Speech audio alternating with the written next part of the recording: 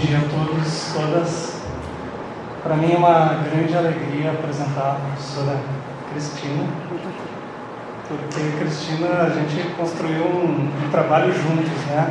Que foi o nosso primeiro congresso e que todos os dias nos falávamos, e esses laços de amizade, de responsabilidade em torno do congresso permitiu que eu também tivesse o desejo de fazer meu pós-doutorado com você.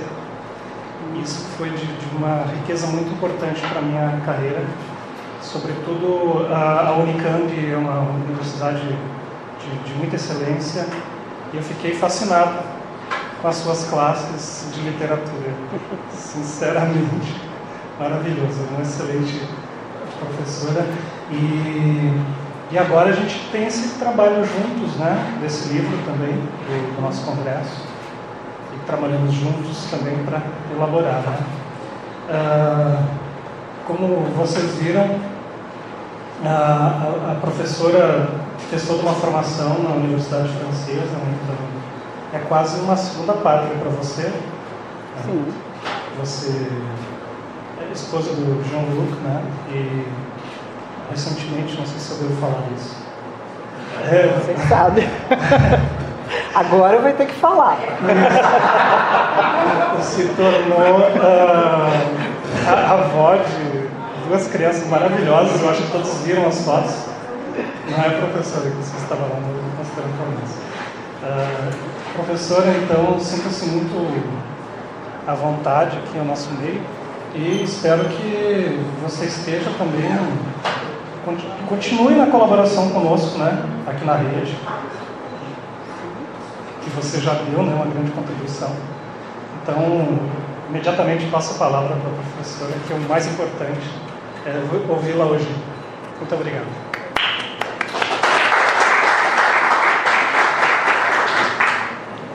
Muito obrigada, Roberto, pela sua fala.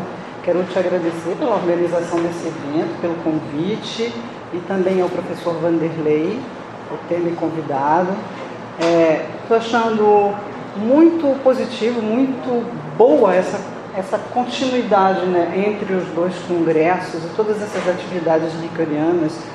Eu estou até impressionada com a vitalidade dessas nossas atividades, assim. Então, muito feliz de estar aqui. Quero agradecer a todos os organizadores, todos, sem exceção. E é isso. Eu costumo levar um pouco a sério algumas propostas de congresso, no sentido não de, vamos dizer assim, colocar as minhas pesquisas diretamente, mas de tentar pensar o assunto que está sendo colocado em pauta pela proposta da programação. Foi por isso que eu escolhi esse assunto e essa conferência. Eu queria pedir a vocês desculpas, porque por circunstâncias pessoais, que alguns estão sabendo quais são, eu estou impossibilitada de trabalhar com todas as minhas referências, os meus livros, etc. Então eu improvisei e consegui baixar alguns PDFs das capas, pelo menos dos livros do Krenak, que são livros muito curtos, você pode colocar. O mais antigo é aquele de capa azul, que se chama A Vida Não é o É. Não, Ideias para o Desafio do Mundo, exato. Esse é o primeiro. Ele foi escrevendo na verdade são pequenas conferências ou falas dele, que depois foram transcritas. E eu vou trabalhar um pouco com esse material. Depois, em seguida, nós temos esse que você colocou, A Vida Não é Útil. E, mais recentemente, o verdinho, que tem um título super bonito, que é O Futuro Ancestral. Dentro desses livros são títulos genéricos que reúnem vários outros subtítulos. No meu texto, que eu vou projetar, porque eu acho que é prático, né, para as pessoas que quiserem seguir, não é um texto que está em formato de publicação de artigo, é um texto que corresponde a uma fala, né? Mas dá para seguir, se alguém quiser, tiver alguma dificuldade de, sei lá, de atenção, pois eu vou formular isso de uma forma um pouco mais literária. Mas nesse texto, vocês vão ver que em alguns momentos tem assim, página tal, as citações estão incompletas, mas o importante é que eu consiga transmitir para vocês qual foi a minha proposta, na verdade, de pesquisa, de pensamento, né? Então eu vou ler um texto que começa assim, só um minutinho, tentar cronometrar também. Quando eu escolhi o título para essa comunicação, o título, Ailton Krenak e Paul Ricoeur, ampliando a imaginação para desobstruir a ação, claro que foi pensando na teoria da imaginação do Ricoeur. Para o Ricoeur, assim como para o Krenak, não existe ação sem imaginação. Mas a ideia de passar pelo conceito de imaginação do Ricoeur era, no início, na minha intenção, era a ideia de falar de um Ricoeur que acolhe a alteridade, que faz espaço para outros discursos e outros valores, porque essa é a ideia que nós temos da filosofia dele. Enquanto eu refletia sobre isso, Krenak proferiu uma comunicação no Collège de France, lá na França, em Paris, agora em abril, que continha uma proposta política, mais política, Ele intitulou essa comunicação Para uma Floricidade e uma Florestania, habitar a terra no antropoceno. E aí ele falou algumas coisas que são mais estruturadas, digamos assim, do ponto de vista propositivo. Mas no final da conferência que ele deu, quando ele foi perguntado sobre, tudo bem, Ailton, mas então o que fazer diante de todas essas críticas, diante do seu diagnóstico? Ele me pareceu tímido na resposta e sugeriu, talvez, que havia ali uma dificuldade evidente em passar das ideias para o plano da ação. Nós todos estamos com essa dificuldade. O que fazer? Então, eu me peguei pensando que uma filosofia da ação como a do Ricoeur poderia acrescentar um conceito forte de ação às preocupações krenakianas, que são urgentíssimas. A Terra está morrendo, a humanidade é uma ideologia fracassada e o capitalismo é inescrutável. Essas são, grosso modo, essas são as grandes teses do Krenak. Seria bastante fácil fazer de Krenak um discurso poético, dinamizado pela potência inovadora da imaginação, que irrigaria o conjunto dos dispositivos semânticos que, ao construírem uma dimensão referencial, permitem conectar com a realidade e, com isso, preparam e possibilitam o agir humano. Estou falando aqui na linguagem ricoeuriana. Mas Krenak nem por isso se reconhece como discurso poético. Cito: os outros dizem, eles são tão poéticos, que imagem mais bonita. Mas isso não é poesia, é a nossa vida. Estamos colados no corpo da terra. No Collège de France, falando para um público europeu, Krenak omitiu-se de algumas propostas de ação que lhe são peculiares, talvez para não chocar os gringos, não sei, acho que havia um pouco de estratégia ali. Mas não nos animemos, porque não há motivo para se regozijar. Seja quando ele nos convida a abrir nossos paraquedas coloridos, mas é para cair devagar no abismo. Seja quando sugere que contemos sempre uma nova história, mas é para adiar o fim do mundo. Seja quando ele insiste na necessidade de sonhar, mas é para negar a cosmovisão dos brancos. Ou seja ainda, quando ele propõe reflorestarmos as nossas mentes, mas é para acabarmos com as cidades, Em qualquer um desses casos, a estratégia krenakiana de valorização da criatividade foi o tempo todo eivada numa crítica radical ao Ocidente. Ele mesmo é porta-voz de uma cosmovisão singular e não hesita em mobilizar a linguagem do velho topos, da habitação do mundo, Seu avô, o rio Guatu, que é para nós o Rio Doce, está ao centro. Em Saudações aos Rios, ele explica que os rios são literalmente narrativas que não entram em conflito e formam uma cartografia alegre, mas é para depois do fim. Ricoeur, em contraste, parece lançar mão de uma ideia muito mais positiva da ação quando ela é sustida pela imaginação produtora. Tomo aqui uma entrevista que ele concedeu ao filósofo ensaísta Christian de la Campagne. Ele ali expõe de forma simples alguns de seus conceitos desenvolvidos nos seus célebres livros, A Metáfora Viva e Tempo e Narrativa. Como ele argumenta, a grande questão destes livros é o problema da criatividade da imaginação humana. Sugestivamente, a epígrafe da entrevista é a seguinte: fabricando intrigas e metáforas, a imaginação dá forma à experiência humana.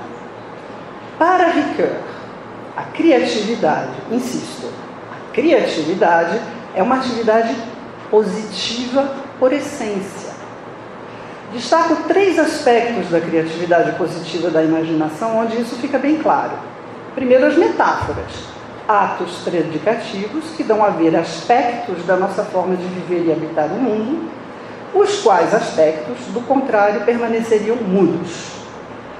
Segundo, quando fabrica intrigas, a imaginação, numa operação sintética que agencia uma série de incidentes, caracteres e circunstâncias, em um sistema lógico com começo, meio e fim, também estrutura a experiência humana.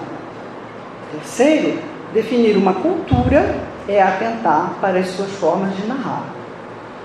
Por fim, se a imaginação é produtora, criadora de novas significações, isso significa que a tradição é aberta, nem é uma transmissão mecânica, dogmática, autoritária de modelos fixos, com uma história só repetida até o fim dos tempos, nem tampouco pode ser anulada pelos golpes de uma atividade de subversão total, de crítica absoluta dos modelos existenciais transmitidos ao longo das gerações. No mundo de Ricoeur, onde criar é proceder por deformação regrada, a expressão de Ricoeur, todos os terríveis perigos do funcionamento patológico das ideologias são compensados ou corrigidos por uma função utópica. Essa breve comparação da forma como Krenak e Ricoeur entendem a imaginação tem por objetivo apontar que talvez sejam formas diferentes. Mas eu não gostaria de cair no clichê dizendo que é porque um é filósofo e o outro não, ou porque os contextos de pensamento são diferentes. Eu gostaria de tentar explorar, não sei se vou conseguir, que são diferentes porque não se harmonizam em suas zonas de conflito fronteiriças. Ainda que, como pensamentos civilizados e corteses, eles possam conviver. Por que não se harmonizam? O que é uma zona de conflitos fronteiriços? Pelo menos eu posso começar dizendo que isso significa, para mim, não ceder ao reflexo de dialetizar o conflito das interpretações, pelo menos não muito rapidamente. Do ponto de vista de uma análise das zonas de conflitos fronteiriços entre discursos de natureza diversa, a filosofia de Ricoeur apresenta-se como uma hermenêutica situada no plano superior, em relação aos discursos científicos e teóricos, mas também em relação às criações literárias ou míticas, às narrativas de ficção, às metáforas poéticas, às quais o filósofo confere autonomia, mas não autossuficiência. De certa forma, é até do próprio gesto hermenêutico, em sua função de arbitragem das demais disciplinas. Professora, desculpe, o texto que você está colocando não é o mesmo que está lá. Ah, é? Então ele se enganou. Não é o mesmo texto? Não. Ah, então tira, porque isso vai dar confusão. É. A gente colocou no pendrive o texto errado. Voltando. Desculpe. Não tem problema. Os meus alunos também costumam me interromper, aí eu depois tenho que voltar. Onde é que eu estava? Eu estava no gesto hermenêutico, tá? Voltando, então, de certa forma é até do próprio gesto hermenêutico em sua função de arbitragem das demais disciplinas, enquanto gesto potencialmente aplicável a objetos de natureza diversa, produzir certa tautologia se afirmarmos que no discurso krenakiano pode e deve haver hermenêutica. É óbvio que do ponto de vista de Ricoeur pode e deve haver hermenêutica. Tento ir um pouco adiante. Ricoeur afirma, nessa mesma entrevista, que, cito, são os esquemas que engendram as categorias de pensamento. Em outras palavras, a criação de obras contém mais e convida a pensar mais, na medida em que existe um excesso do imaginário em relação ao lógico. Mas o que quer dizer exatamente pensar mais? Em A Simbólica do Mal, quando Ricoeur afirma que o símbolo dá o que pensar, interpreta-se a si mesmo a partir da constatação do seu pertencimento cultural, lugar de onde ele formula a esperança de um diálogo com outras culturas. Já em Tempo e Narrativa, o filósofo muda de postura, pois é agora o hermeneuta quem arbitra e articula o discurso historiográfico e teórico-literário. É ele quem define também a diferença entre ficção e narrativa histórica. Tudo certo? Está dando para acompanhar? Sim. Então, reconhecer o mito como raiz da forma de pensar filosoficamente e produzir pensamento para ir de encontro a outras culturas, esperando da tradição ocidental esse encontro, é uma coisa. B, fazer-se árbitro dos demais campos epistemológicos, pensando a tradição hermenêutica acima de outras epistemologias, é outra coisa. E são coisas muito diferentes. Então, a minha pergunta, nessa longa introdução um pouco reflexiva, é a seguinte: de onde estamos pensando o diálogo de Ricoeur com outras formas de pensar, tão radicais como a de Krenak? De onde? Do ponto de vista do hermeneuta ou do ponto de vista de alguém que pertence à cultura ocidental, né?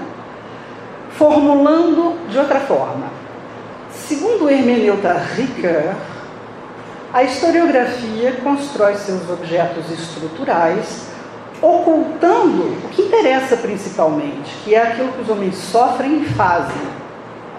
Mas a historiografia, essa é a tese dele, não consegue encobrir totalmente o pertencimento às comunidades, o vínculo associativo, ou como ele ainda diz, o pertencimento participante. A expressão é do Ricoeur.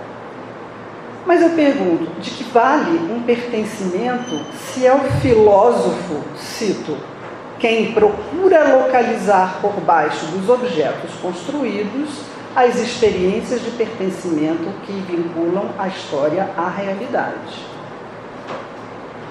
Segundo o Ricoeur, homem ocidental, é fácil, talvez, pensar quem seria para ele Krenak. Mas, segundo o Ricoeur hermeneuta, quem seria Krenak? Poeta? Historiador? Filósofo? Qual é o estatuto do discurso do Krenak dentro dessa segunda atitude do Ricoeur? De modo que o que me interessa não é que Krenak seja uma interpelação do outro de um ocidental.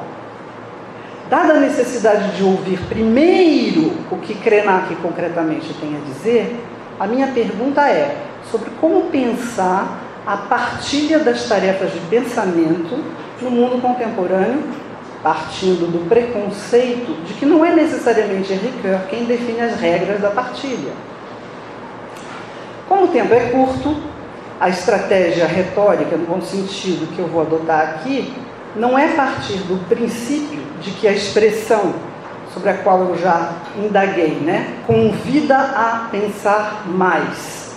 Isso não significa necessariamente que eu me exijo cavar Ricoeur por dentro, procurando as pepitas conceituais que garantem na filosofia do Ricoeur que o Krenak será sempre um discurso pensável por Ricoeur. A revelia disso, e um tanto provocativamente reconheço, estou ao contrário, à cata daquilo que em Krenak pode ser conceitualmente impensável para Ricoeur. 2 elementos muito me marcaram na leitura de Krenak, e com eles eu irei construir as 2 partes do meu desenvolvimento, que eu vou anunciar muito rapidamente. Em Krenak, uma visão crítica do mundo se coordena com uma cosmovisão. Seria uma tentação dialetizar tudo isso, segundo os conceitos ricoeurianos. Mas, no entanto, parte 1, a crítica de Krenak ao capitalismo não se estabiliza dialeticamente. Eu quero sugerir que a força dessa crítica não é o argumento racional, e sim a mobilização da imaginação maléfica, obrigando-nos a indagar por uma categoria inexistente em Ricoeur. Ricoeur pensa a vontade má, mas ele não pensa a criatividade da imaginação maléfica. Na segunda parte, a partir de uma impressão forte, deixada pelos argumentos em prol da cosmovisão Krenak, começo por problematizar parcialmente o conceito de metáfora, especialmente a função do ver como, para em seguida avaliar se a força da cosmovisão criativa do povo Krenak não viria ao contrário de seu vínculo não rompido com a literalidade da linguagem. Primeira parte: realidade, capitalismo e imaginação do mal. Krenak desenvolve uma crítica ao mesmo tempo muito contundente e concreta contra o sistema capitalista, tomando para si a expressão do Jason Moore, o capitaloceno. Para ele, a crítica ao capitalismo só é eficiente se ele, o capitalismo, puder ser imaginado como totalidade estrutural. O que é, afinal, para Krenak, o capitalismo? Aí eu aviso que, a partir daqui, as definições inequívocas do Krenak estão tão afastadas quanto possível de qualquer pensamento abstrato. Ele é muito concreto, né? Basta uma fórmula e atinge-se a verdade ontológica do capitalismo. Cito: estamos comendo a terra para fazer brinquedos, ele diz. Embora o capitalismo não seja um ente, está por trás de todos os entes. É um fenômeno real e cósmico que afeta a vida e a saúde mental das pessoas no mundo inteiro, e é ainda um sistema que vicia, que fabrica manias e que cospe carros Tesla. O capitalismo produz metástases quando transforma tudo em mercadoria, operando no campo da metáfora, substituindo tudo por dinheiro e dinheiro por qualquer coisa, inclusive por mais dinheiro. Mesmo os agentes que acreditam lutar contra o capitalismo e se interpretam como anticorpos, são, na realidade, outras metástases. Cito Krenak. Tem gente que se sente confortável se contorcendo na yoga. Isso me toca, porque minha filha é professora de yoga. Ralando no caminho de Santiago, ou rolando no Himalaia, achando que com isso está se elevando.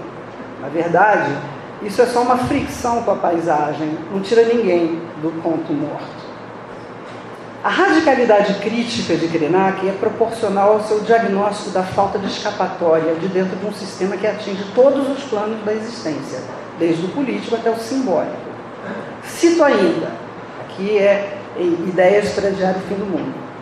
Quando a gente quis criar uma reserva de biosfera em uma região no Brasil, foi preciso justificar para a Unesco por que era importante que o planeta não fosse devorado pela mineração. A OEA, a Unesco, a ONU, o Banco Mundial, tudo isso é um clube que limita a capacidade de invenção, de criação, de existência, de liberdade. Em outro texto ele diz: prometeram aos Maasai que no lugar de sua montanha destruída iriam construir um parque. Mas no capitaloceno, o que começa em parque acaba em parking. E depois, um monstro corporativo coloca a gente em bolhas, com kits de sobrevivência, tomando muito remédio, viciado em um monte de parafernálias. Ao largo da camisa de força de uma análise econômica, com seu rol de epistemologias conflitantes, inconclusivas, eu tinha um amigo que dizia que a economia é a ciência menos exata que existe e é um discurso que dá menos conta de falar a verdade sobre a realidade depois da sociologia. Ele era economista, no caso. Então, longe dessas epistemologias conflitantes e inconclusivas, e se a gente passa a imaginar o real, vemos perfeitamente que o capitalismo não admite alteridade. Ele, logicamente, coincide com todos os fenômenos modernos de colonização. Ambos, colonialismo e capitalismo, significam processos concretos de extermínio e de nadificação. O cerco colonialista é inescapável por essência, aperta concentricamente e, por isso, cito, a máquina estatal no Brasil atua para desfazer as formas de organização das nossas sociedades, buscando uma integração entre as populações originárias e o conjunto da sociedade brasileira. Krenak cita ainda Viveiros de Castro. Existe um jeito brasileiro de fabricar pobres, um jeito brasileiro de se autocolonizar. A dinâmica aqui é totalmente negativa, esterilizante, nessa parceria do capitalismo e do colonialismo. Um mediatiza o outro, produzindo a passagem do histórico ao simbólico de forma imediata, sem dialética. Toma a Bíblia, toma porrada, ele diz. Isso me lembra João Cabral, quando ele fala da lógica autofágica da cultura canavieira. A monocultura do açúcar, para João Cabral, produz alguma coisa, mas o que ela produz é uma forma de desproduzir alguma coisa na realidade. A cana come a terra e se come porque come a terra. Essa produtividade negativa. No plano simbólico, os estragos do real são irremediáveis, porque ao capitalismo devemos a nossa perda de inocência. Krenak se desola. O mundo se transformou numa fábrica de consumir inocência, onde você precisa justificar por que é que você está mamando. Ao capitalismo e colonialismo, devemos também a perpetuação da ideologia do sofrimento compulsório. De onde vem essa mentalidade branca de que o sofrimento ensina alguma coisa? Não quero aprender nada às custas do sofrimento. Aqui é que, para mim, fica interessante aproximar Krenak do Ricoeur. Né? O que podemos aprender do ponto de vista de uma aproximação com Ricoeur, a partir de tais fórmulas feitas para chamar a atenção sobre a realidade histórica? Ora, tanto a perda da inocência quanto o aprendizado do sofrimento são temas que ressoam na reflexão de Ricoeur. Mas sua elaboração simbólica e universalizante remete para fora da história. Em torno do mito adâmico, o filósofo interpreta a própria existência dos mitos do mal enquanto símbolos da passagem enigmática das narrativas míticas para a história real dos homens. Perder a inocência e sofrer se compreendem por certo desvio reflexivo sobre o mito, que envolve uma concepção precisa do significado do mal na história. Uma comparação entre Ricoeur e Eliade, com quem o filósofo discute na época da simbólica do mal, esclarece melhor esse ponto. Localizando a crise do mito na Grécia Antiga, que substitui o mito pelo logos, Eliade, no Tratado de História das Religiões e também em aspectos do mito, interpreta a história ocidental como devir logos do mito, isolando a história da noção de mito vivo, uma categoria essencialmente primitiva ou arcaica. Mitos vivos são narrativas sagradas de um acontecimento ocorrido no tempo primordial e fabuloso do princípio, cuja verdade fora do tempo é revelar um modelo exemplar para uma comunidade que ritualisticamente o revive e repete. Nas culturas que mantêm uma relação viva com seus mitos, a separação entre o verdadeiro e o falso passa pela divisão do sagrado e do profano. As narrativas que não são primordiais são falsas, pois o pensamento mítico não reconhece a categoria de veracidade histórica. Ricoeur mobiliza o mito adâmico com uma interpretação muito diversa do significado dos mitos da origem do mal. Para ele, a tradição judaico-cristã recusa-se justamente a considerar sua religião como mito dessacralizado, embora possa ter incorporado elementos míticos oriundos de outros mitos viventes. A tradição judaico-cristã, neste sentido, é uma religião do não saber. E neste sentido ainda, a própria ideia de história, elaborada no âmbito desta tradição, está vinculada à sua dimensão profética. O profeta judaico fala por Deus de dentro de sua historicidade. Este aspecto da vivência histórica de origem judaica ressoa na forma como, para Ricoeur, o mito adâmico encerra uma verdade precisa sobre o mal. Ele é um fenômeno incompreensível racionalmente que entra no mundo por responsabilidade humana, e sua estrutura semântica significa a passagem do tempo primordial da inocência para o tempo histórico, garantindo que, apesar de inescrutável, o mal seja historicamente reconhecido e justifique a sua interpretação. Segundo a fórmula de Paulo, que encerra a simbólica do mal, não faço o bem que quero e faço o mal que não quero.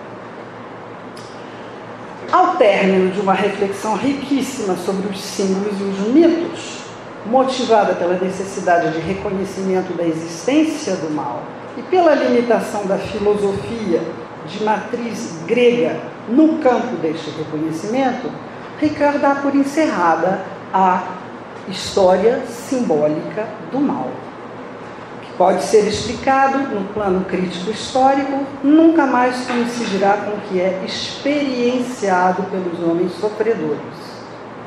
Ora, ao dar por encerrada a história simbólica do mal através de seus símbolos e mitos, a interpretação do mal como realidade histórica dependerá, por um lado, de uma série de mediações poéticas, metáfora, narrativa, etc. Mas, por outro lado, essas mediações poéticas privam de realismo os fenômenos históricos aos quais Krenak está se referindo. Krenak não se enquadra nessa dualidade entre dois tempos ontologicamente diferentes. Em Futuro Ancestral, ele afirma que, sem conexão com a sua ancestralidade, isto é, a transmissão de experiências passadas, o humano, portado de sua possibilidade de criar, está perdido. Mas, infelizmente, desafortunadamente, o ocidental perdeu a sua ancestralidade, o que obriga historicamente os Krenak a encarnar essa ancestralidade universalmente. Para os povos originários, uma entrada forçada na história ocidental é algo que pode ser datado, documentado, analisado, sem nenhuma opacidade, sem nenhum enigma. O testemunho desta passagem forçada adquire por si só o pleno direito de identificar realisticamente o mal catastrófico, por assim dizer, total.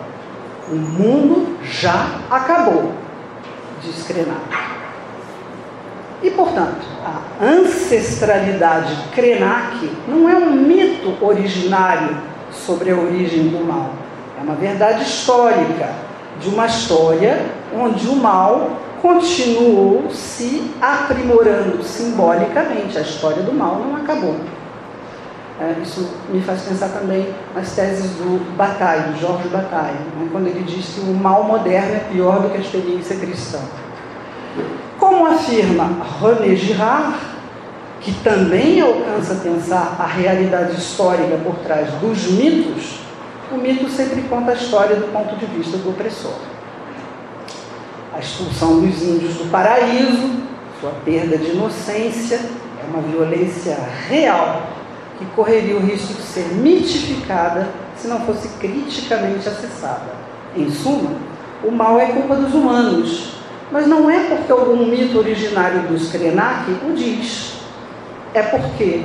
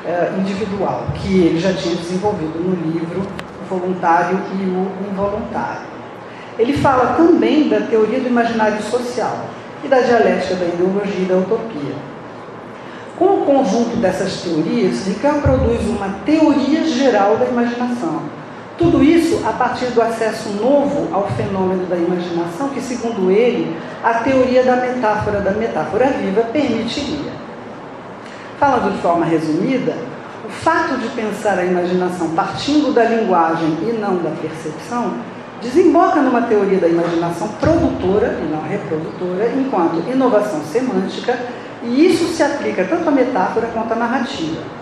Muito bem. Elas permitem pensar uma criatividade poética da imaginação no discurso e podem ser concebidas como ficções heurísticas. Essa expressão está na metáfora viva, né? E ela remete para o poder referencial da metáfora e da narrativa, que então estariam em condições de refigurar tanto a nossa visão do mundo quanto a nossa ação, criando uma transição entre o discurso e a ação. Segundo Ricoeur pensa, essa teoria da imaginação, com seu poder de articular o discurso e a ação, também se aplica à experiência e à ação histórica. E para isso ela precisa se desdobrar numa teoria do imaginário social. No plano social e político, as práticas imaginativas da ideologia e da utopia, articuladas dialeticamente, mediatizam as ações. Só que a ideologia e a utopia se dão sempre primeiro através de figuras patológicas. E é por isso que a imaginação no plano da ação humana passa necessariamente por uma crítica prévia dessas figuras patológicas. Até aí, estou falando na linguagem do Ricoeur. Mas, se o problema, para mim, é que Ricoeur não se refere à noção de símbolo, não mais se refere à noção de símbolo, já não fala mais da teoria do símbolo, que ele mesmo havia desenvolvido, né? Nesse artigo ele se declara insatisfeito com a noção do símbolo, que ele considera como muito abrangente ou muito impreciso, etc. Ele volta a isso em reflexão feita na crítica e a convicção. É porque eu me pergunto, se isso para mim é importante, é porque eu me pergunto se o fato de abandonar o símbolo, a teoria da produtividade poético-prática da imaginação não estaria, na verdade, impossibilitando o vínculo fundamental da imaginação com a realidade. Dizendo de outro modo, para que eu possa ser um pouco melhor entendido, porque todo mundo não, mas a teoria da metáfora é uma teoria da referência de segundo grau, etc, etc. Ok. Mas dizendo de outro modo, a partir da análise desenvolvida na minha primeira parte, observa-se que na simbólica do mal existe uma relação direta entre o caráter inescrutável da experiência do mal e a irredutibilidade dos símbolos, que é uma moeda de dois lados, sentido figurado e sentido literal. Inversamente, na teoria da inovação semântica na metáfora e na narrativa, Ricoeur já não fala das relações entre a imaginação e o mal. Até mesmo quando fala das formas patológicas da ideologia e da utopia, tocando parcialmente nesse problema do mal, Ricoeur fala em consciência falsa, não fala em criatividade maléfica. Se essa questão for entendida provocativamente, podemos nos perguntar se, de uma forma mais geral, não seria a teoria da metáfora que dificultaria o acesso da imaginação poética ao real. No processo de inovação regrada, como Ricoeur pensa, depois de predicar impertinentemente no interior de um contexto, um cadre, a metáfora esdrúxula precisa de um trabalho da imaginação no sentido de restabelecer certa congruência entre os termos estranhos que compuseram seu ato de predicação impertinente.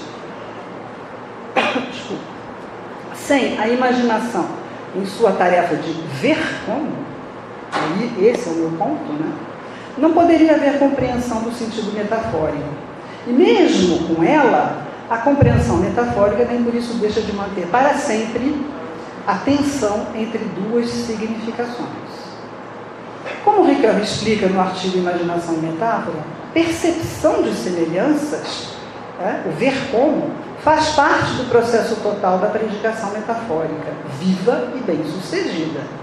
Ele diz, cito, o papel da imaginação na metáfora aparece quando, não contente de sublinhar a incongruência da predicação nova e o desvio de sentido no plano das palavras, concentramos a atenção no surgimento da nova congruência a partir das ruínas da antiga congruência que se dissolveu sob os golpes da impertinência semântica. Este aspecto de restabelecimento da ordem fica bastante claro na sequência da argumentação rickeriana do artigo, quando se lê, em outras palavras, que a significação metafórica não se reduz a uma colisão semântica, mas consiste na nova predicação, na nova significação predicativa que emerge no desmoronamento da significação literal, isto é, o desmoronamento da significação que se imporia se nós nos contentássemos com os valores lexicais comuns de nossas palavras. A metáfora não é o enigma, e sim a solução do enigma. Rickert gosta de ver o mundo bem arrumado, né? As coisas restabelecidas. Teorizando contra os inveterados bagunceiros da linguagem, que são os poetas e outros desvairados, a tese da metáfora viva demonstra como a transgressão sucede uma nova ordem. Mas nisto consiste a criatividade da linguagem? Várias outras teorias semânticas, livres do modelo linguístico e libertas do poder de sedução semântica das palavras, afirmam que o fenômeno da significação deve abandonar o modelo linguístico, segundo o qual a unidade discreta do sistema é um signo. Isso é muito conceitual. Greimas e suas unidades de significação infralinguísticas, os semas, poderia ser acessado aqui, ou Mechonic, para quem a significação da linguagem repousa sobre os fenômenos prosódicos imprevisíveis que ocorrem na integralidade dos discursos. Em comparação, o modelo de Rickert é clássico, na medida em que a significação decorre de um agenciamento de termos. Sua desconfiança em relação ao conformismo dos discursos concentra a atenção no problema da seleção léxica, para, daí, pensar uma construção de metáforas inovadoras. Observo, no entanto, que quando Krenak diz que seu avô, Guatu, está magoado, ele não está metaforizando. Não existe outro sentido além desse. Trata-se do sentido literal. A seleção de palavras em sentido literal é tributária de uma cosmovisão e de uma partilha do mundo. E eu me pergunto se o que define a literalidade não é justamente a materialidade mundana que nos aproxima da realidade concreta, nos afastando da convencionalidade dos discursos. André Breton, grande poeta surrealista, afirmava que uma imagem verdadeiramente criativa jamais pode restabelecer uma congruência dos seus termos, né? E isso só pode ocorrer, ou seja, ela só pode ser verdadeiramente criativa, se a predicação se mantiver plenamente literal. Há um homem cortado em dois pela janela. Essa é uma imagem do Breton. Há um homem cortado em dois pela janela. Tentem imaginar a literalidade desse verso, né? Ver a literalidade dessa imagem é muito mais trabalhoso para a imaginação. Do ponto de vista da estética surrealista, só se pode falar da realidade quando podemos imaginá-la, mas só podemos imaginá-la quando falamos literalmente dela. Se estamos comendo a terra, como diz Krenak, isso é tanto mais verdadeiro quanto é mais literal. Enfim, quase terminando, para Bachelard, a materialidade é o princípio e o substrato da linguagem poética. A experiência com os elementos materiais é para ele a chave de contestação da forma convencional e racionalizante de ver o mundo. Contestando em um único movimento realistas e idealistas, Bachelard retorna ao núcleo da relação material-poética enquanto substrato semântico.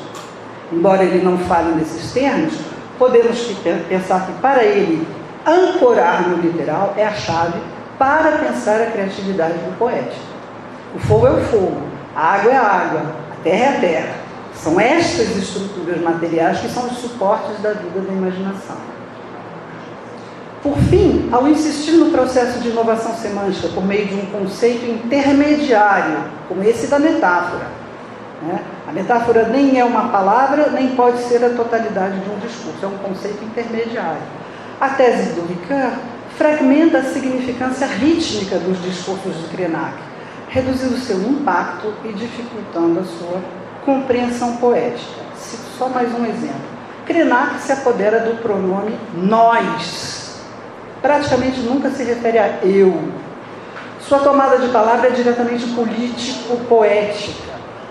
Aqui todos nós estamos pensando, é claro, no famosos pronomes pessoais, onde Émile Benveniste mostra que o sentido do pronome eu depende da referencialidade de quem, para organizar o seu discurso, diz eu.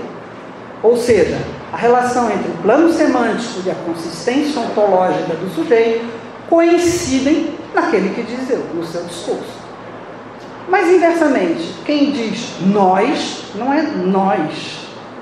E, no entanto, o campo da referencialidade comum, que, segundo Krenak, é a única coisa que instaura as condições de possibilidade da ação no mundo contemporâneo, depende da tomada de palavra na primeira pessoa do plural. O resto é alienação capitalista. É como se a gente pretendesse subir o pico do Himalaia, levando junto nossa casa, nossa geladeira, nosso cachorro, papagaio, bicicleta, e com uma bagagem dessas, a gente nunca vai chegar. Citação do Krenak. E ele diz ainda, como é que você é avisado de que está furando o teto do céu e o máximo que consegue fazer é trocar de geladeira? Numa atitude de clara provocação contra as ilusões da ética, ele afirma, eu não vou me salvar sozinho de nada, estamos todos enrascados. Vivemos em regime de abstração civilizatória, diz ainda Krenak. A humanidade é essa espécie de ameba gigante, literalmente fazedora do vácuo, do vazio e da ausência. O tempo do antropoceno cria de fato ausências. Ausência do sentido de viver em sociedade, ausência do próprio sentido da experiência da vida, ausência de sentido dos nossos deslocamentos, etc. Mas, como falar de um real que destrói a materialidade do mundo? Isto é, põe em risco a sua literalidade. Isso de forma alguma impede a teorização riqueriana da metáfora, mas de certa forma relativiza seu poder de inovação imaginativa. Para concluir, e agora concluindo mesmo, o conceito de ação sofre uma revisão ontológica com Krenak, na medida em que para ele não existe uma ação humana positiva. O que existe é ação natural, ação cósmica, vida não limitada, vida primeiro sonhada. No sonho, o casulo humano implode, se abrindo para outras divisões da vida ilimitada, presentificando nossas configurações anteriores, o peixe, a árvore, a pedra, tudo que já fomos antes de nos imaginarmos como somos hoje. Até mesmo o pertencimento a uma ramificação natural. Da aldeia Krenak, na margem esquerda do Iguatu, a pessoa do meu avô, a serra Tacucraque, e dali aos caiçaras, quilombolas, índios, aborígenes e todo um conjunto de gente que fica literalmente agarrada na terra, e por fim, até a ancestralidade da Mãe Terra, que amamenta montanhas, rios, bichos, árvores, plantas. Tudo é natureza. Krenak não consegue imaginar nada que não seja natureza. Não foi uma ação humana racional que possibilitou resistência dos povos originários contra a colonização, foi uma criatividade diretamente conectada com a natureza.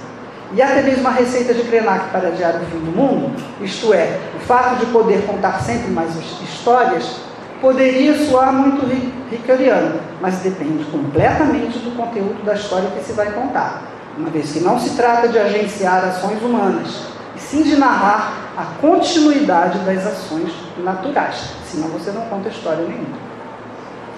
Pensando então na urgência das questões contemporâneas concretas que Krenak levanta, há uma questão de sobrevivência que os povos originários já aprenderam historicamente a transformar em resistência. A verdade, citação, é que nós não precisamos de nada que esse sistema pode oferecer, mas ele nos tira tudo o que temos. Em nome de que ele não teria razão? Tomem essa fala como um exercício difícil para levar em consideração, sinceramente, um discurso audível pelos ocidentais e que, no entanto, se afirma de forma coerente e autônoma. Muito obrigada.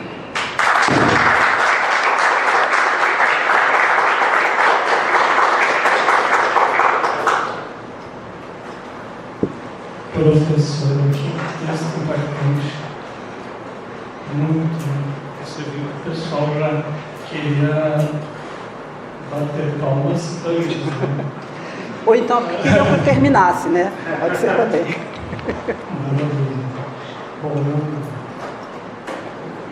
tem várias pessoas que já estão levantando a mão, né? Alguém está fazendo o controle? Então, eu vi aqui o Andres, depois o Vitor, me parece, não? Vitor foi o primeiro. Vitor foi o primeiro, tá? Vitor.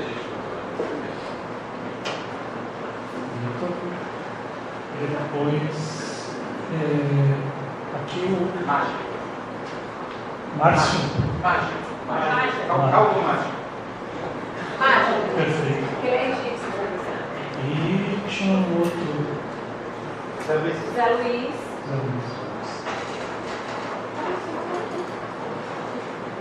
O André fala também. Sim, é o segundo. Pois não.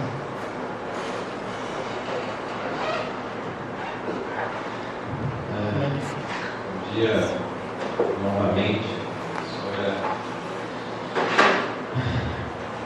Obrigado por essa fala. Eu considerei. E você, vou ficar no nível pré-político, mas eu prometo, professor Roberto, eu serei impertinente e constrangedor como me cabe, né, nessa equipe.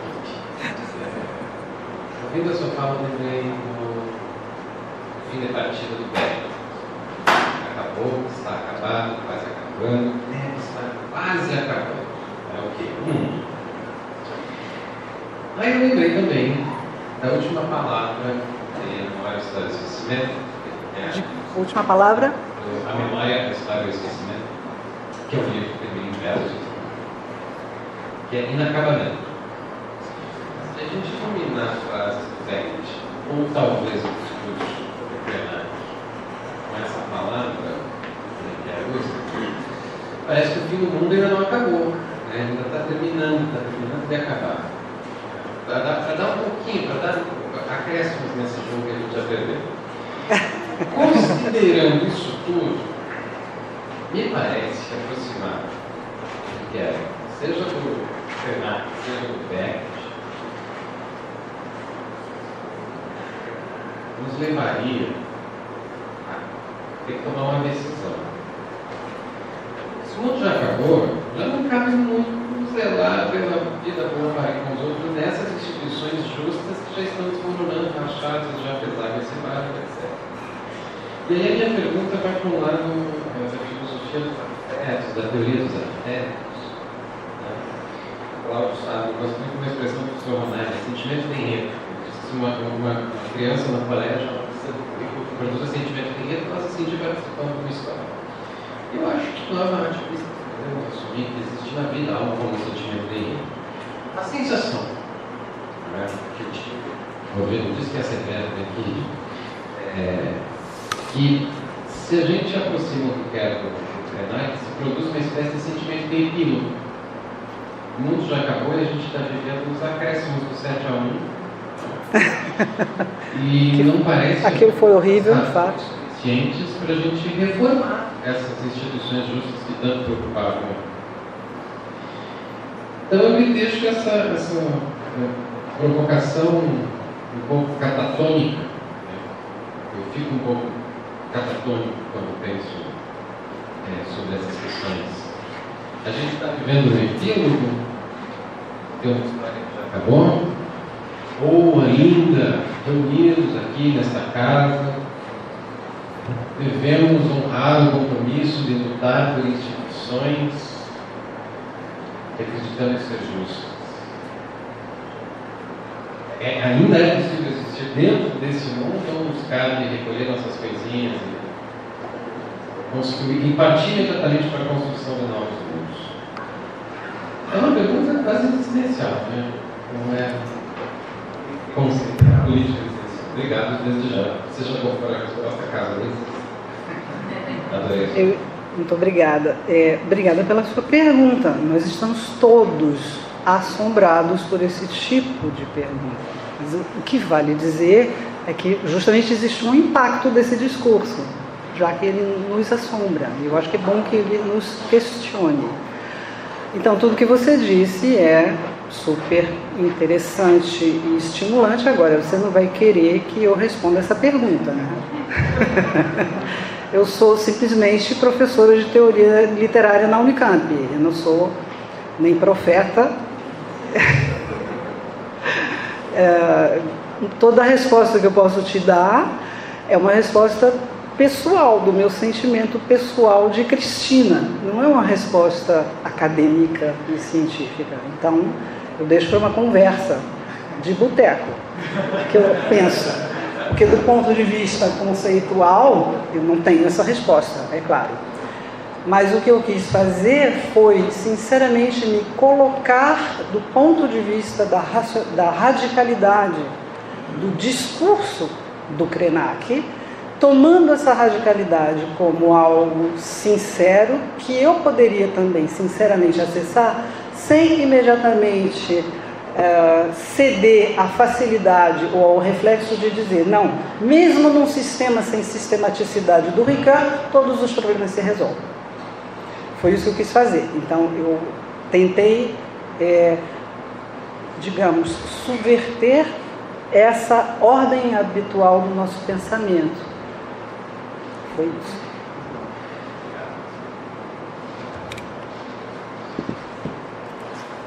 Eu acho que é o Andres. É o Andres. Foi a ordem que eu criei aqui. Obrigado. Isso é maravilhoso de ouvir. Várias vezes eu quis bater palma antes de você acabar, no meio você acabar com entusiasmo. Muito legal de ouvir. Obrigada. Me fez pensar muito. Eu queria conversar mais sobre essas questões que você trouxe aqui. Mas queria agora dividir contigo algo que a tua fala trouxe, que eu acho que está ali e a gente pode trabalhar mais, que é esse encontro, esse nosso pensamento europeu, de herança da igreja, que acha que se desmistifica. Nós não temos mais deuses, nós não invertimos o que eu falava ontem do possível retrocesso de devolvermos uma interioridade ao mundo, né? Eu me perguntava se é um retrocesso. Se na verdade, o que se encontra com essa literalidade do Krenak não está denunciando, não está deixando evidente esse nosso mito da desacralização, esse nosso mito da desmetaforização. Sim. E que eu acho que aí temos uma riqueza enorme para que nesse encontro com o pensamento latino-americano, não europeu, a gente possa reformar também a questão. Obrigado. Então, Andres, muito obrigada. Esse é um desdobramento programático importantíssimo, de fato, que eu acho que está conectado com esse tipo de fala que eu tentei organizar aqui com vocês. E, realmente, então, por isso que na introdução eu dizia, há duas formas de considerar que o lugar de onde fala Ricard, no fundo, né? Se ele fala como um hermeneuta que sistematiza e organiza arquitetonicamente os outros discursos, né? Não é a mesma coisa, ele está falando de dentro de uma tradição filosófica, mas talvez essa tradição filosófica não seja, talvez não, eu tenho certeza que ela não é a totalidade da tradição ocidental, ou seja, são duas coisas diferentes. Agora, se ele está falando de dentro de uma reflexão sobre o seu próprio pertencimento mítico, simbólico, etc., mas sem sair desse campo, talvez a gente possa pensar e reformular, de fato, algumas das nossas maneiras de acolher o pensamento do outro e de pensar. Né? Cristina, só uma coisa para esclarecer a pergunta. Eu acho que a gente acha que olha para os mitos e Deus deixa para trás. A gente olha para os deuses e Deus deixa para trás. E mentira. A gente não vive no mundo sem mitos, a gente não vive no mundo sem deuses, a gente não vive no mundo sem metáforas. A gente acredita na literalidade que um mitos. Né? Os deuses, isso aí em Jungiana, né? Os deuses continuam operando. Chama-se dinheiro, progresso, saúde, felicidade, realização, yoga. Estão aí, e eu venho aqui, a gente não enxerga. A gente está dentro de mais Deus, iludido por essa Sim, sei tudo. Concordo. Preciso totalmente, senão eu vou explodir. Vai. Sim. Laje. Professor, que tem um prazer de estar sempre aqui, seus trabalhos sempre, mas é a primeira vez que escuto uma pessoa. Sou professor de literatura de língua portuguesa na Universidade da Suá, no sul do Egito, na fronteira com o Sudão. E eu fui orientado pelo professor Benjamin Arrola Júnior. E ele sempre falava uma coisa, estamos, na sala de aula, sempre falava, estamos pré-algo. Estamos? Pré-algo. Usava o prefixo pré. Estamos numa transição grande. E ele sempre trabalhava com o conceito da administração das diferenças. Administração das diferenças para construir o português. Ele criticava as posições antigas, apenas ficar chorando. Né? Ele sempre defendia que o intelectual tem que ter uma posição sempre proativa para reconstruir horizontes. Eu, conectando, ele estava falando, ouvindo você, que é uma palestra muito boa, eu sou tradutor, e você fazendo esse exercício todo o tempo, fazendo uma tradução conceitual entre Krenak e Riquet. Será um bom fechamento dessa proposta que eu acho muito interessante? Colocar o texto da tradução mesmo do Riquet como uma proposta do horizonte, uma forma de administração das diferenças. Eu sempre fazendo todo o texto. Eu não sei, sou que propôs. A tradução não como uma tradução linguística, é uma tradução cultural. Ele tem um texto sobre a questão da tradução. Então, se eu entendi bem, a tua sugestão é refletir a partir do texto do Ricoeur sobre a tradução. Sobre a tradução como uma forma de construir horizontes, o princípio da esperança do Ló. Sim, um projeto interessante. A mesma proposta que você está fazendo, eu gostei muito. Senti falta, uma proposta. Não apenas ficar no fim do mundo, construir horizontes possíveis. É que a gente sofre com isso. Mas... Não é que você está propondo o fim do mundo, não. Mas estou falando, já sabemos pelo que viveu o Brasil em 2012, que está vivendo Gaza agora. Sim. Que a utopia israelense num Estado só não está servindo. Precisa convivência com as diferenças, administração das diferenças. Completando com a palestra do professor João ontem sobre a questão da autoridade. Como você vai pensar o outro sem tradução mútua, sem encontrar e conversar e construir propostas mútuas? Quer dizer, você fala do Estado só ontem. Eu fiquei assustado, porque aqui que começa a extermínio do outro. Como se não pedindo duas hostilidades ir diretamente para um Estado só, sem antes passar por uma convivência. Não, então, eu acho a sugestão. Você está entusiasmado. Isso aqui é bom, porque isso quer dizer que uma fala é interessante quando a pessoa fica entusiasmada. Eu gostei muito da forma como você está traduzindo os conceitos de uma para outra. Então, a ótima sugestão, se você quiser refletir sobre o texto do Ricoeur, né, sobre a tradução, você pode escrever um artigo sobre isso. Acho muito interessante. A minha proposta de hoje, como eu disse no começo, né, antes de começar a ler o meu texto, eu levo a sério, tomo como desafio os temas dos eventos em que eu sou convidada. Então eu tomei como desafio, levei a sério. Não foi uma forma de dizer, eu vou aqui apresentar minha pesquisa. Não. Eu quero saber o que é que as pessoas que escrevem essa programação têm como expectativa. E aí, como eu me dediquei a esse exercício específico, né, eu não estou aqui pensando um Ricoeur em geral. Claro que há muitas outras perspectivas.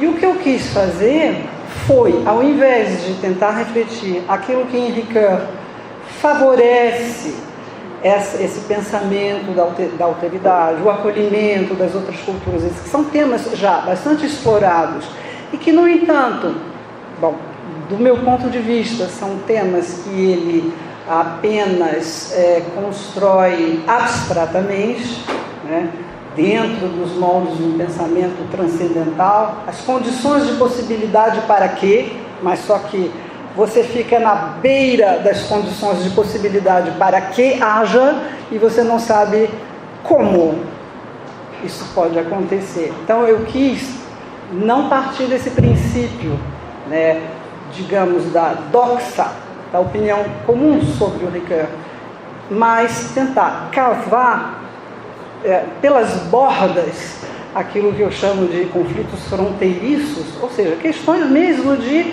autoridade de um discurso, quem tem autoridade para dizer o que, etc, etc. E com isso, tentar buscar mostrar que em Ricoeur não existe só teorização, mas existe também representações que são frutos de preconceitos ricoeurianos, para dizer de uma forma simples. Então, isso acontece com a questão do mito adâmico, mas acontece também com a teoria da metáfora. A teoria da metáfora do Ricoeur não é uma tese absolutamente indiscutível e incontestável sobre a criatividade da linguagem poética, não é. No campo da teoria... Você consegue fazer estruturação todo o texto com uma tradução? Em que sentido? Em que sentido? No diálogo, todo tempo dos teus conceitos. Está indo, voltando, toda essa dinâmica está... Pode ser. Mas, digamos, essas formas que eu tentei encontrar, justamente elas vão no sentido de dizer, existem, por exemplo, em Ricoeur, acho que era o Mechonin que dizia, não existe teoria da linguagem, existe representações da linguagem, do que é a linguagem. Então, mesmo numa teoria da metáfora, e esse livro é um livro que é complicado, é um livro sofrido. Se você vai ler a Metáfora Viva, desde o primeiro estudo até o último, você é capaz de endoidar no meio do caminho. Eu fiz isso algumas vezes, e quando você leva isso a sério, por exemplo, a proliferação das referências de Ricoeur, você entende também como funciona esse pensamento, cuja estratégia é, eu quero chegar ali. O que eu preciso para chegar ali? Eu preciso buscar aqui, mas eu vou omitir isso, omitir aquilo, ocultar aquilo, porque eu quero chegar lá. Né? Então, o que está em discussão na Metáfora Viva acaba produzindo uma representação da criatividade poética, que não é, digamos, a única teoria que existe sobre o que é criatividade poética. Há outros, semanticistas, etc. Então, foi isso que eu quis um pouco dizer, para desobstruir um pouco o acesso comparativo entre Ricoeur e Krenak.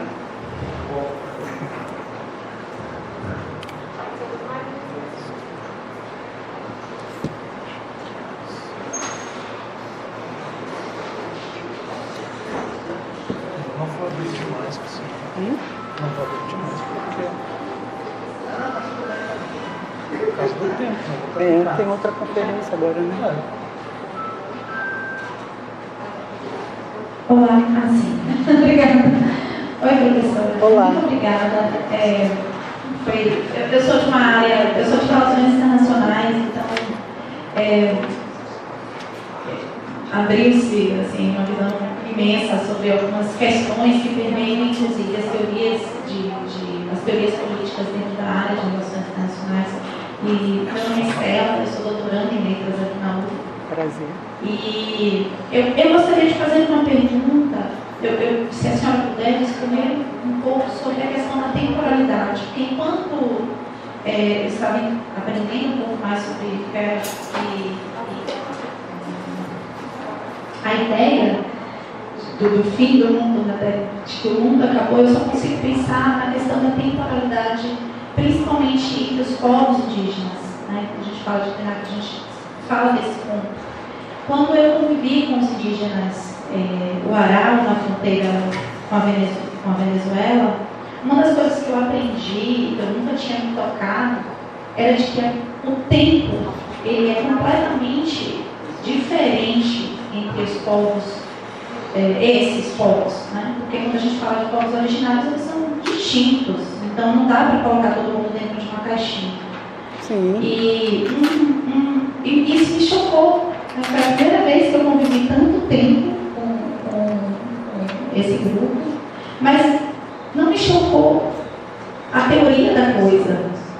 A prática, quando eu fiz uma pergunta simples e aquilo me abriu o horizonte, que foi quando eu estava perguntando para os jovens, a gente tinha que fazer um trabalho específico porque eles estavam sendo inseridos no sistema educacional brasileiro e muitos deles se encaixavam no ensino médio, né, estavam entrando no ensino médio. E dentro do ensino médio, eles precisavam trabalhar a questão da escolha da carreira. E quando eu perguntei para eles como eles se viam no futuro, gente, é uma pergunta muito simples, que parece altamente cotidiana. Eles olharam para mim com uma cara de paisagem, assim, o que essa mulher está falando? Louca, sai daqui. Então, assim, eu fiz, como vocês se imaginam daqui a 5 anos? O que vocês gostariam de ser? E eles realmente olharam com muita cara de espanto. E aí eu entendi, um princípio muito simples, que a gente vê na teoria e não entende dentro do sistema capitalista. Nós estamos o tempo todo pensando no impalpável futuro. Então, quando a senhora falou um pouco mais sobre essa ideia desse colapso civilizatório que se traz no texto, né? Que o mundo acabou, eu só consigo pensar nessa temporalidade. De que, na verdade, quando se fala em ancestralidade, a gente está falando de um passado que ele é palpável pela memória. Não apenas pela memória, ele existe por causa da prática cotidiana da realidade, que é causa, é consequência desse passado. Bem, eu estou interpretando dessa forma, não consigo ficar com a coisa correta pelo amor de Deus. Mas eu entendo isso, essa memória presente. Uhum. E o mundo acabou porque a possibilidade desse mundo que foi criado já não existe mais. Porque não existe futuro possível para esse mundo que já acabou. Existe um futuro ancestral. Exatamente. Que é o título de um dos livros. Perfeito. Porque a ancestralidade comprovou a sua eficácia. Ela comprova a sua sustentabilidade dentro desse universo em que não existe futuro possível sem um presente sustentável. E aí, professora, minha pergunta é essa, né? Como é que a gente traz Ricoeur para essa temporalidade de um mundo que acabou? É possível tratar a temporalidade dentro desse pensamento, nessa perspectiva do fim do mundo, desse mundo que é impossível existir no futuro? Você falou muita coisa, muitas coisas diferentes sobre tempo e já deu muitas respostas, né? Através das experiências que você relata que teve com indígenas. Onde era que você estava? Qual era o país? Eu estava em Roraima, na fronteira entre Santa Helena do Brasil e Pacaraí, né? Ok. Bom, eu não tenho uma resposta sobre possibilidade de integrar uma temporalidade do fim do mundo no sistema. Eu costumo dizer assim, sistema sem sistematicidade, porque senão eu já sei que eu vou levar bronca dos ricoeurianos ortodoxos, mas o sistema sem sistematicidade do Ricoeur, né, como integrar essa ideia de fim do mundo. Que para ele, eu acho que é uma coisa que tem a ver com a dialética, né, da origem e do fim, o tema da escatologia, a esperança, etc. São temas muito ocidentais. Agora, quanto à questão do Krenak, tem uma especificidade do discurso dele, que é justamente o que eu tentei mostrar quando eu comparei Ricoeur com o Eliade. o Eliade, que aqui no Brasil se chama de Eliade, né? Essa comparação, ela me parece sugestiva porque são duas teses diferentes sobre como funciona essa articulação dos tempos. Uma concepção em que não reconhece a produção do valor simbólico na história. A história para o Eliade é totalmente racionalizada, mas ela é uma fossilização dos mitos do Ocidente. E o mito nas sociedades primitivas é o tempo primordial. E a relação das sociedades primitivas com o mito é ritualizar, né, chamar para o presente aquilo que é uma memória coletiva, está no mito, mas que para essas sociedades primitivas é a verdade, quer dizer, poderia ser considerada como a realidade mesmo, ontológica. O resto que você faz quando acorda de manhã, se escovou o dente, se não escovou, não tem a menor importância. Essas categorias, elas não entram nessa divisão, nessa partilha do pensamento, da articulação dos tempos nessa visão, segundo o Eliade, que é exatamente um ponto que o Ricoeur contesta ao dizer que o Ocidente possui mitos cujo significado é justamente dizer que existe uma possibilidade de articulação entre esse tempo primordial e a história, né, que não é totalmente racionalizada nem racionalizado, inclusive porque a gente precisa explicar o fenômeno da existência do mal historicamente. Então tem essa diferença. Aí quando você chega em Krenak, o que acontece? O discurso do Krenak não cabe nessa dualidade entre Ricoeur e Eliade, nessa forma de pensar ou o mito originário como aquilo que precisa sempre ser resgatado, trazido e lembrado, e o que acontece historicamente ou cotidianamente não tem a menor importância. Não é isso, Krenak. Ele leva em consideração justamente esse abismo no qual a gente está jogado. Mas, ao mesmo tempo, essa violência que foi feita contra os povos originários funda alguma coisa historicamente, produz uma experiência histórica significativa que não está contemplada pelo mito e pela visão do sagrado, né? Mas, por outro lado, ele também não estaria na outra ponta dessa dualidade, ou seja, concordando com o Ricoeur de que o mito é uma forma de, digamos, isolar o significado simbólico, né, daquilo que acontece na história, né? Porque em Ricoeur existe uma disjunção fundamental entre a linguagem simbólica do mal, a imaginação do mal, etc., e depois as explicações críticas, históricas, etc., né? Aquilo que se transforma em violência, digamos assim, mas a violência é algo do qual você pode dar, de certa forma, conta. E dentro da história, o mal permanece um enigma, mas ele permanece um enigma em referência a esse mito, que é um mito adâmico. Ele é um enigma, mas ele é de responsabilidade humana, etc., etc. Ele significa a perda da inocência e tal. O Krenak não cabe nessas categorias. O acontecimento histórico aconteceu historicamente, representa o mal, significa, expressa o mal. Não é um mito originário, mas, no entanto, também não cabe nas categorias ricoeurianas. Então, isso eu posso te dizer. É um dos desdobramentos do que eu estava dizendo aqui. Agora, qual é o resultado disso? Aí é um debate que a gente pode ter, sabe, que eu acho que é muito fértil, importante e coletivo, né? Eu gosto muito dessa ideia do coletivo, né? Eu peguei no discurso do Krenak muito essa ideia do nós. O que é nós?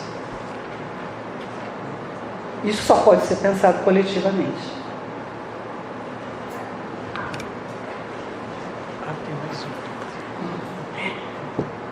Bom dia a todos e a todas. Professora, queria parabenizá-la pela excelente mesmo, assim, porque à medida em que a senhora foi conversando com a gente, né, com uma leitura conversa, eu fui me instigando aqui, não sou exatamente do pensamento do Ricoeur, embora tenha muita proximidade por trabalhar com a teoria crítica e tecnicamente com Benjamin, que também desenvolve uma teoria sobre narrativa.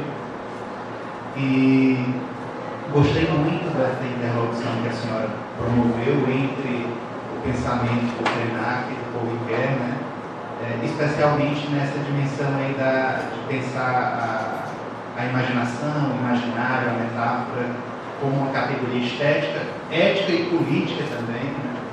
Para a gente, eu estou um pouco contigo, né? Eu estou interessado em pensar não apenas no fim do mundo, mas em a gente racinar o capitalismo, que é que está produzindo esse fim do mundo, né? Então, pensando aí nessa perspectiva, né, de que o capitalismo expropria e explora os seres humanos, os animais não humanos, a própria natureza de uma maneira geral, e de que ela inclusive é responsável por produzir a maneira como a gente sente, como a gente pensa e como a gente se relaciona com o mundo, pensando inclusive a noção de temporalidade que o capitalismo institui, ela é uma outra dessas experiências que eu particularmente percebo existir nas comunidades indígenas, nas comunidades quilombolas, nas comunidades camponesas. Eu sou professor de filosofia e trabalho na licenciatura em educação do campo, então eu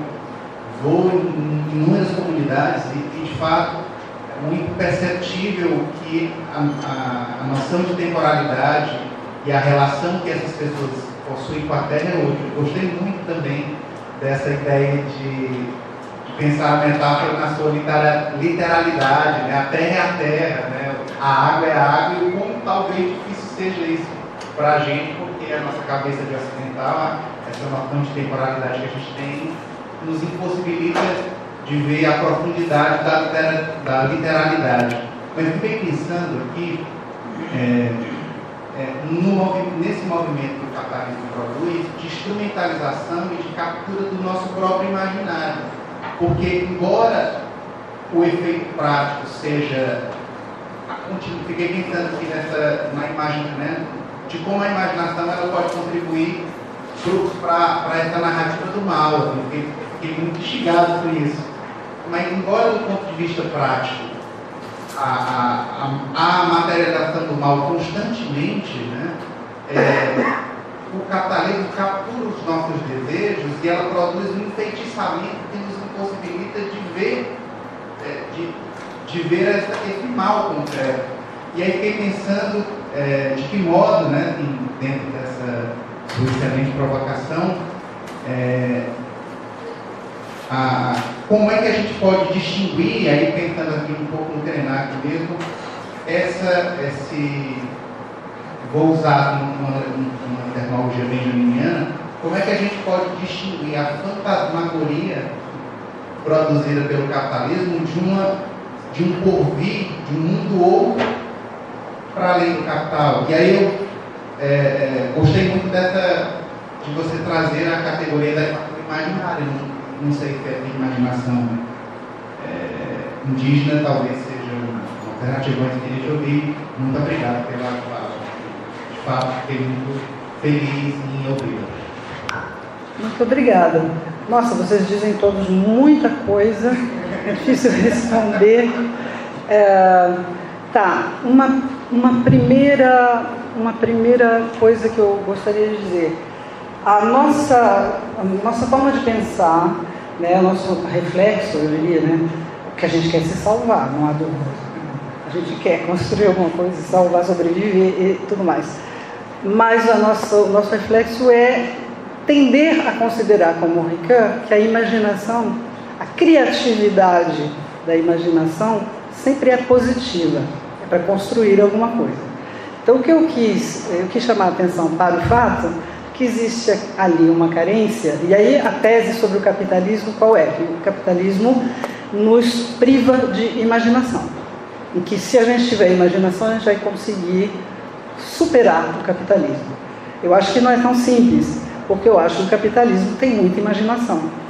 É uma imaginação maléfica, mas é uma imaginação, né? É a mesma coisa que o João Cabral diz quando ele fala da monocultura canavieira.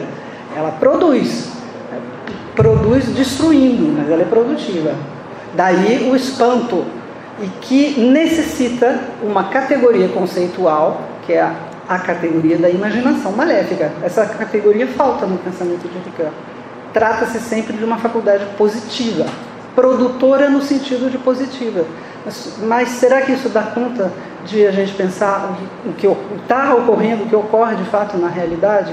Então essa foi uma pergunta que eu posso tentar te responder, né?